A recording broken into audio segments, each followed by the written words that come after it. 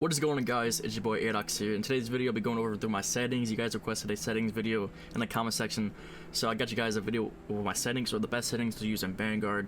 Now, you guys want to see on the screen, here's my settings for my controller settings. Now, for the base sensitivity, I play 661 times. I don't really touch anything with the ADS, like multiplier speed, stuff like that.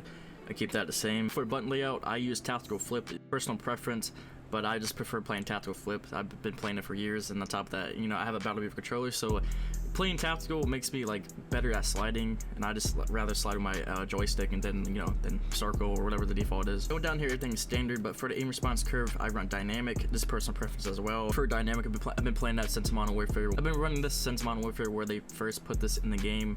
And ever since then, I've been loving that. I told you guys in the past, my old settings video, that I've pretty much use every single one, but I just prefer dynamic.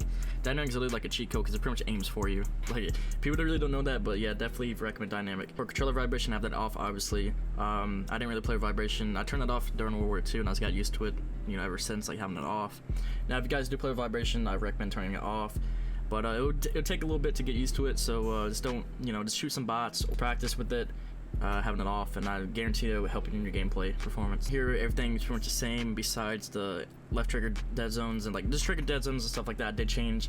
Now for these, I recommend putting this down. It's just, I don't know why they even put this in a game. Like, there's a trigger dead zone where like there's like a little delay using your triggers, like L2, R2, L1, R1. Put that to 0. Then for the left stick in minimum input, the dead zone, I have this to 0. Left stick is pretty much where you move around. That's where you use your left stick for.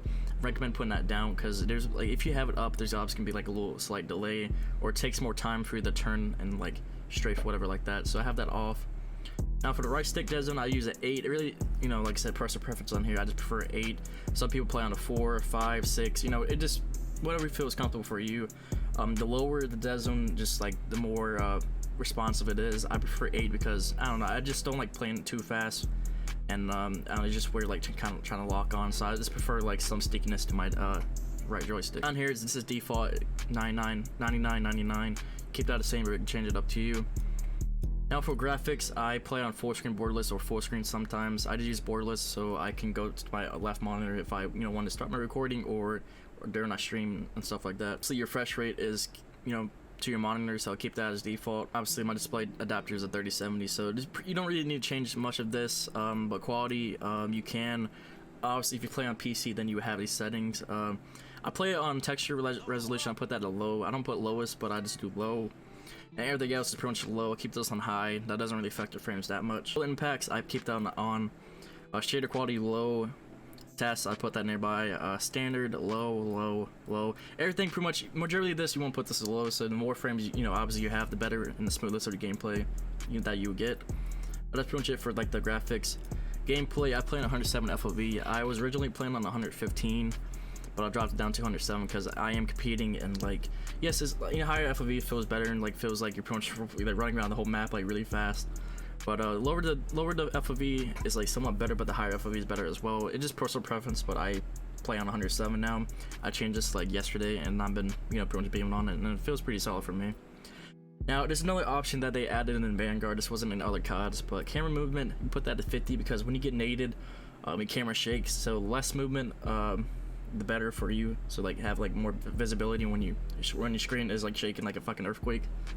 So you want to keep that off.